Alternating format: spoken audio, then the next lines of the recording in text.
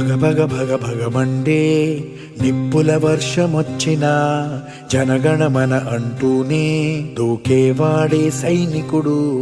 ఫెళమంటూ మంచు తుఫాను వచ్చినా వెనకడుగే లేదంటూ దాటేవాడే సైనికుడు. దడమంటూ తూటాలే దూసుకొచ్చినా తన గుండెను అడ్డు పెట్టి ఆపేవాడే సైనికుడు. మరణాయుధాలు ఎన్నెదురైనా ప్రాణాన్ని ఎదురు పంపేవాడు ఒకడు వాడే సైనికుడు. నీకెవ్వరు నువ్వెళ్ళే రహదారికి జోహారు.